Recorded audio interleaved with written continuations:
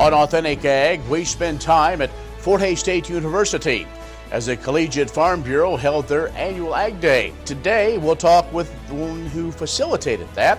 Conversation with Jackie Munn. We'll also have other features from some of the state ag groups and more, and agriculture news with an important deadline coming up. I'm Ken Rogers.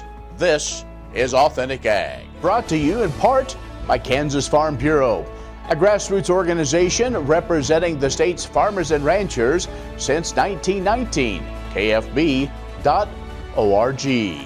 Kansas Wheat Commission, leading in the adoption of profitable innovations for wheat. Online, kswheat.com. And Kansas Corn, building the future of Kansas corn. Online, kscorn.com.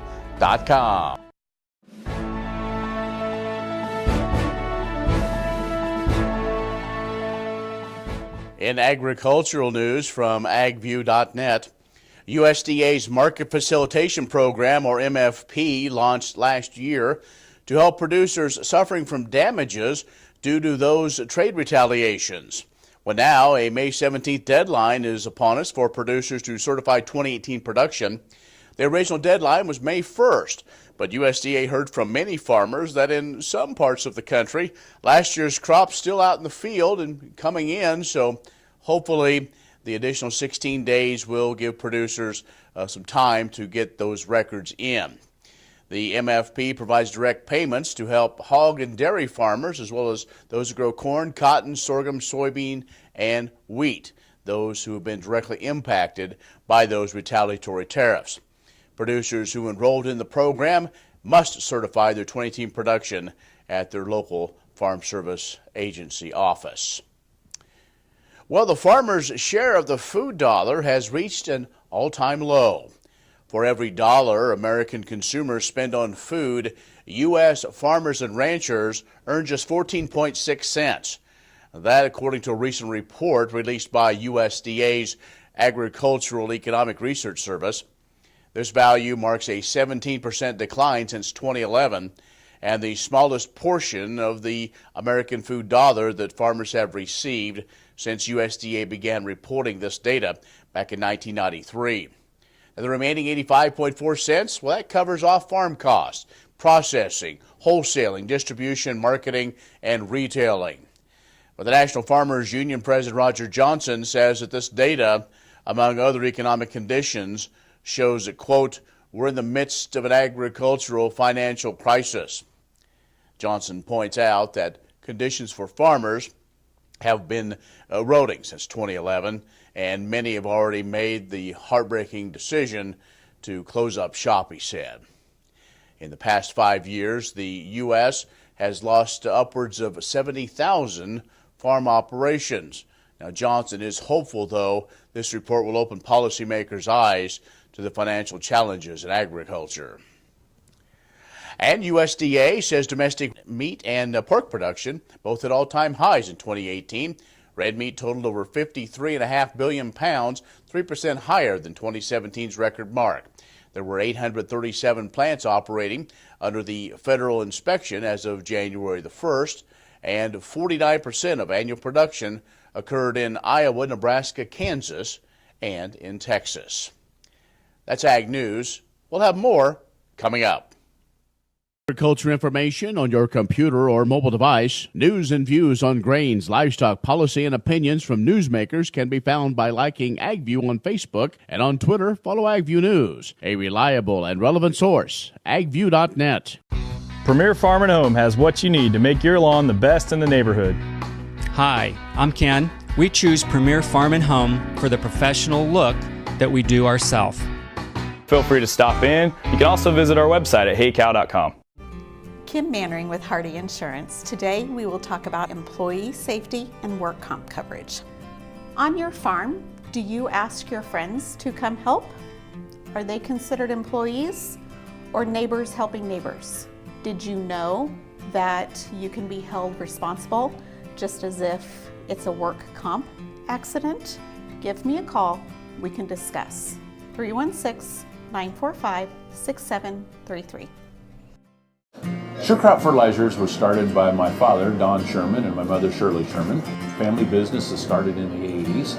We predominantly focus on plant nutrients and what we can do to give growers better responses with the fertilizer dollars that they do, and what we can do to make those things work better for that grower.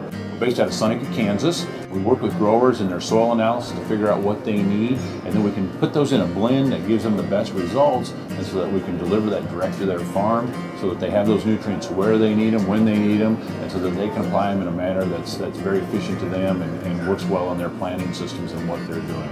Sure Crop Fertilizers has been around for a long time. We always say we're big enough to take care of everything you need, but we're small enough to do it quickly. You can get a hold of us at 1-800-635-4743. Our website is surecropfertilizers.com, and you can always email me at Corey@surecropfertilizers.com, and with any questions you have, and we're glad to answer and work with you.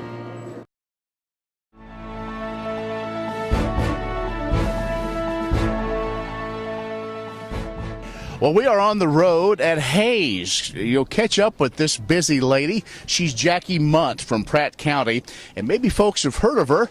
Well, of course, if you're in that area, but also around the state or involved with Farm Bureau, she is the reigning champion of the Young Farmers and Ranchers discussion meet. First off, congratulations. Thank you so much. It's really an honor to be picked out of that group because that discussion meet is really the type of skills that are so important in today's business world. It's making people think about big picture issues facing agriculture and then be able to articulate them and have a productive discussion. And so the people who are competing in that competition, especially at the national level, are tremendously talented, and it was a lot of work but really fulfilling to be selected out of that group as the winner.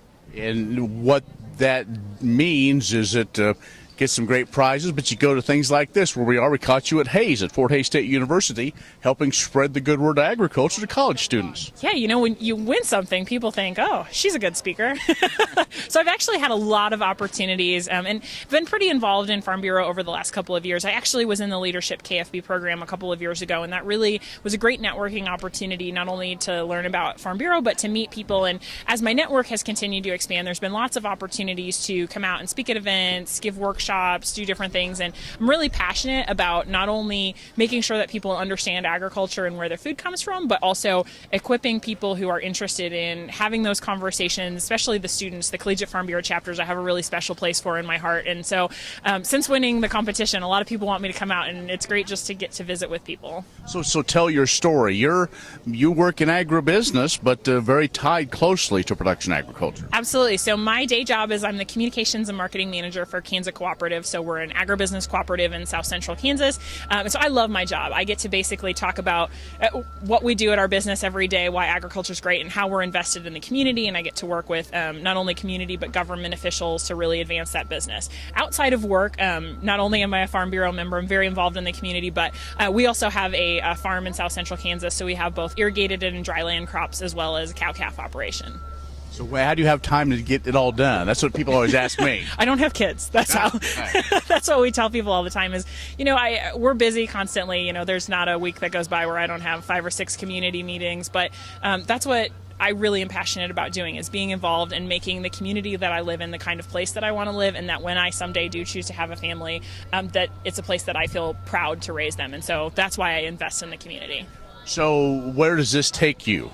Once, this kind of year of getting all this underway, I believe you get a pickup and some other things, but after that, this is kind of a launching point for a lot of folks.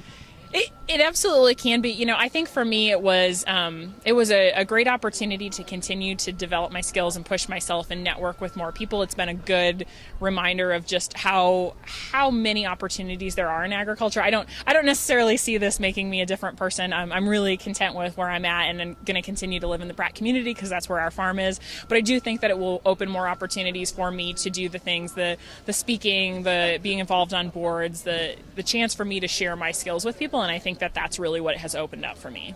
We're talking with Jackie Munt. She's from Pratt County and the winner of the American Farm Bureau Young Farmer and Rancher discussion meet. We'll take a break and have more in just a moment. Premier Farm and Home has what you need to make your lawn the best in the neighborhood. Hi, I'm Ken. We choose Premier Farm and Home for the professional look that we do ourselves. Feel free to stop in. You can also visit our website at heycow.com. Next time you see a beautiful field of corn, reach out and thank the farmers who work tirelessly to raise corn for livestock feed, renewable fuels, and exports to feed a growing world population. The farmers on the Kansas Corn Commission work for Kansas Corn with grower-funded checkoff dollars that support foreign and domestic market development, research, promotion, and education to expand opportunities for Kansas farmers. To learn more, visit kscorn.com. Many seed companies claim to offer the latest genetics, but how many have tested those genetics in soils just like yours? The Oldie Seed Know to Grow research program has fully tested the latest seed genetics in soils that are right in your neighborhood. The Oldie Seed Know to Grow program can recommend the best performing hybrids from technologies like Enlist, Extend, and LibertyLink that will optimize the yield and profit of every acre on your farm. Contact Oldie Seed today.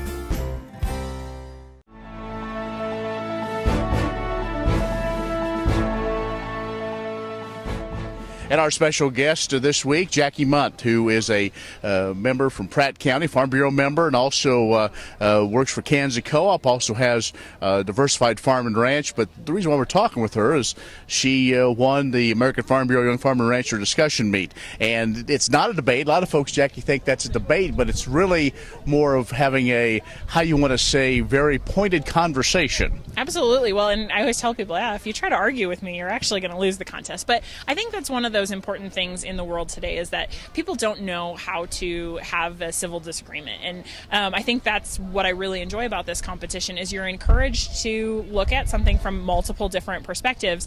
And it is okay to disagree with someone, but to do so in a way that is polite and still encourages people to share their ideas, and that's really respectful of people. And that's where it differs from the debate. You know, I'm not trying to say, oh, your point is wrong, but I may say, I disagree with you and here's why. Let me help you to understand where I'm coming from. And maybe through that conversation process, maybe our minds are changed a little, or we come to the middle on that. Okay, so take us back to that final round. What was the topic, and how did you attack it for the win, if you will? The final topic was actually really complicated. So it was looking at how Farm Bureau members can identify market trends and provide value-added opportunities to increase profitability on the farm. And I think it's a really relevant topic right now, because there is so much talk as we look at commodity prices, and as we look at the increasing price overall just to farm, you know, and there's really a lot of people who find themselves in that special situation, especially young farmers, who say, I don't know how I'm going to make this work, because I've got to do something that's outside of the ordinary, something that's different if I want to increase profitability and stay in farming, because people aren't in farming to make money. They're here because they're passionate about it. And so the conversation that we had was really centered around, what can we as Farm Bureau do? Because we're not going to be able to come up with one solution that's going to fit everybody. If someone wants to be innovative and entrepreneurial and make that money, they're going to have to learn it themselves. But there are things that we can do to provide resources, to teach them skills, and to really be involved in that. And that's where our conversation really centered. And when I step into the discussion meet competition, I try to really make sure that I have good personal examples, and I'm able to connect with people to share about what we're doing on my farm or what I've seen done, but then also to make sure that there is that tie to where do we go moving forward? How can Farm Bureau be involved? How can we make sure that people have the resources they need? Okay, so let's maybe since that time this winter, now spring, you've talked to a lot of different folks. What do you see as the biggest challenge facing agriculture? Not necessarily the young folks, but just agriculture in general right now. I think there's a lot of complex issues. It's not just one thing, and I think that's why it's so hard to solve it. You know, we have honestly a labor shortage in a lot of situations. Even on our own farm, you know, we look at the fact that we don't know who, when some of the people who are older start to retire and phase out, we don't know who's going to be coming in. And it's hard to find people who are interested in coming into agriculture. You know, we have all this technology that we want to use on the farm, but we don't have great access to broadband and internet. You know, and then we also look at just, again, the commodity prices. And so the question is, a lot of people in our area have started going to cotton. You know, do we change crops? Do we do something different on the farm? And there's a lot of those management decisions that you really have to think through, because they have big picture implications. And that's what I appreciate about our involvement in Farm Bureau, is that Farm Bureau is working on solutions for those types of things. And so it's really great to be able to have those conversations, to hear other people who are trying things, and really just to try to see what's going to work on our specific operation. All right, Jackie. Well, we appreciate it again. Congratulations, and we look forward to seeing where the career takes you. So thanks. Thank you. Oh, by the way, how's the wheat look? It looks pretty good. I'm excited about what we were able to get in. There's a lot of mud holes out there. All right, Jackie, thanks a lot. Jackie Munt, who is from Pratt County, has joined us. Stay with us. We'll have more coming up. Agriculture information on your computer or mobile device. News and views on grains, livestock, policy, and opinions from newsmakers can be found by liking AgView on Facebook, and on Twitter, follow AgView News, a reliable and relevant source. AgView.net. What if U.S. soybean meal were more than a commodity? If seed companies and the soybean checkoff built a better variety? That future is here. The time is now. To meet end-user demands, the Soybean Checkoff is investing in the compositional quality of soybeans, including meal. A message from the Kansas Soybean Commission, the Soybean Checkoff, progress powered by Kansas farmers. Join us for the 4th Annual Meeting Demand Sale at Gardner Angus Ranch, Monday, May 13th at 10 a.m. Up for sale are 173 20-month-olds and 250 bred commercial cows and heifers, including the complete dispersal of longtime Gardner customer YOLO Ranch. Catalog available at GardnerAngus.com. Register for online bidding at liveauction.tv. At Gardner Angus Ranch, you aren't just buying a breed, you are buying a brand backed by 4 generations of disciplined seed stock production. See you May 13th at the ranch.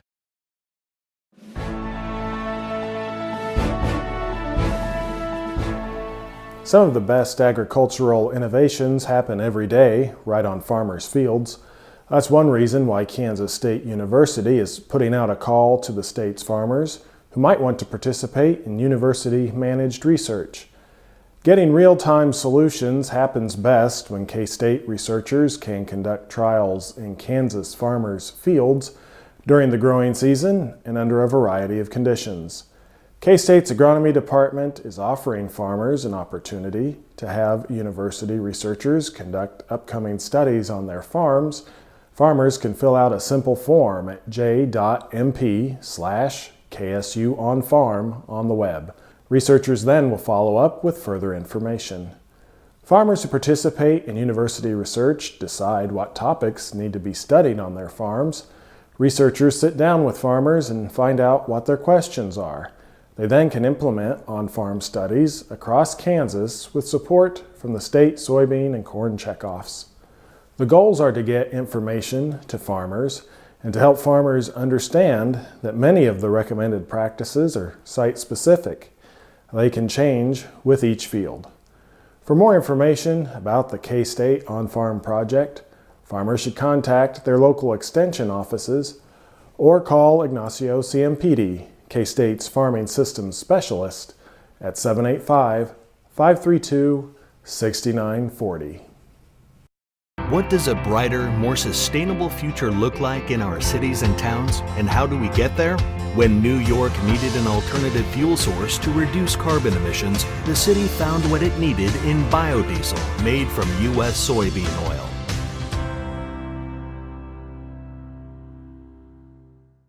You don't have to be a farmer or rancher to become a Kansas Farm Bureau member. Anyone can join. As a member, you'll get discounts on things like hotels and entertainment, health and wellness services, cell phone plans, and more. You'll also strengthen the lives of your fellow Kansans and help build strong, prosperous communities through agriculture advocacy and education. Join us today. Visit kfb.org/join to learn more.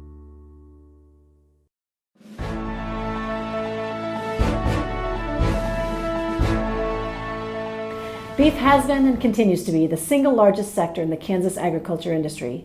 Join the Kansas Department of Agriculture in celebrating Kansas beef during the month of May, as Governor Kelly has proclaimed it Kansas Beef Month. I'm Heather Lansdowne, Director of Communications at KDA, and I'm proud of the Kansas beef industry, a valued part of Kansas agriculture, known across the nation for the high-quality beef produced in the state. Kansas historically is a leader in beef production, ranking third in the nation with 6.35 million cattle as of the first of this year. And the heritage of Kansas beef is also known throughout the world, as exports of beef and beef products from Kansas totaled $1.25 billion last year. In addition, beef and beef product exports from Kansas have accounted for between 18 and 26% of total U.S. beef exports for each of the last 5 years. With beef cattle in every single county in the state, it's a vital part of the communities across Kansas, contributing more than $13.2 billion annually to the state's economy. The Kansas beef industry includes leaders at all levels of the production chain, as well as in research, health, marketing, and advocacy. Through projects like Cattle Trace and Secure Beef Supply, the Kansas beef industry has taken the lead nationwide in issues of traceability and biosecurity, reflecting the importance of the beef industry to the state's economy. The hardworking ranchers of Kansas are committed to the health, comfort, and well-being of their cattle while protecting and preserving our natural resources. So join the Kansas Department of Agriculture and enjoy some Kansas beef on your grill this May as we celebrate the important contributions of the Kansas beef industry during Kansas Beef Month. The Kansas Wheat Innovation Center in Manhattan is rediscovering ways to get improved varieties and new genetics in the hands of farmers faster. Grower-led and checkoff-funded research initiatives are bringing about positive change. This grassroots leadership provides a strong voice in Topeka and Washington, D.C. Now is the time to partner with Kansas Wheat in moving wheat forward. Kansas Wheat Commission and Kansas Association of Wheat Growers. Farmers investing in their future and yours. Log on to rediscoverwheat.org.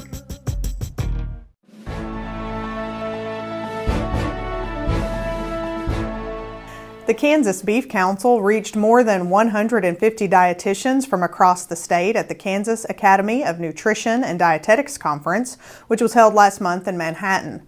The Beef Council sponsored a keynote session led by Jim White, a professional speaker, registered dietitian, American College of Sports Medicine exercise physiologist, and owner of Jim White Fitness and Nutrition Studios.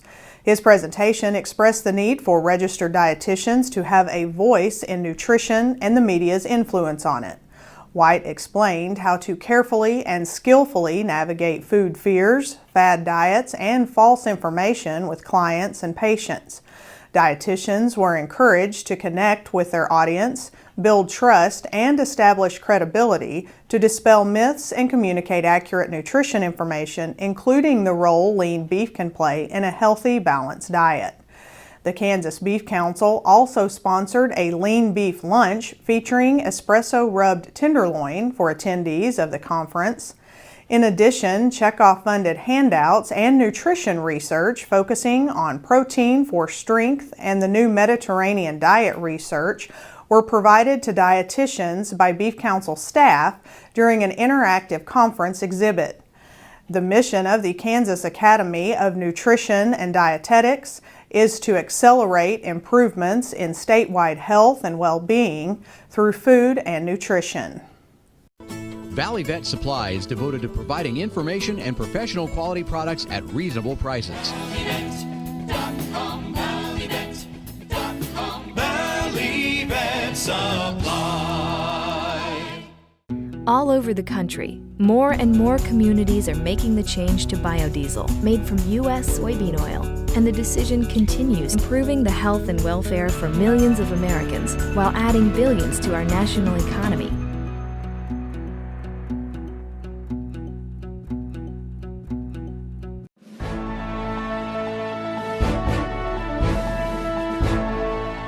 Hello, my name is Aaron Summer with Paragon Ag, and I'm here to talk about the cash grain markets.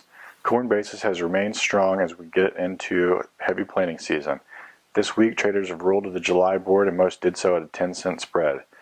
Planting progress this week had corn planting about 12% behind the 5-year average, likely held back with the wet weather. Going forward next week, weather looks like it will continue to keep farmers out of the field for the next week or two, putting us further behind the 5-year average. There's very little concern among traders that the crop will not get in, so we aren't seeing any big movements from this. Quick ship bids into the ATCH markets have been running strong and are still available if you have something to move during this wet weather. Looking at the beans, we are still looking for a trade resolution with China. Representatives from the U.S. are in Beijing to work on the deal, but it is unlikely we will see anything come of this week. Basis has improved a bit recently. I expect to see this continue to creep up as the market works down as we go into the summer. As for wheat, basis for new crop wheat has been good and continues to strengthen throughout Kansas. Conditions have been ideal for this wheat crop, although the USDA Crop Progress Report has headed wheat 18% behind the 5-year average in Kansas.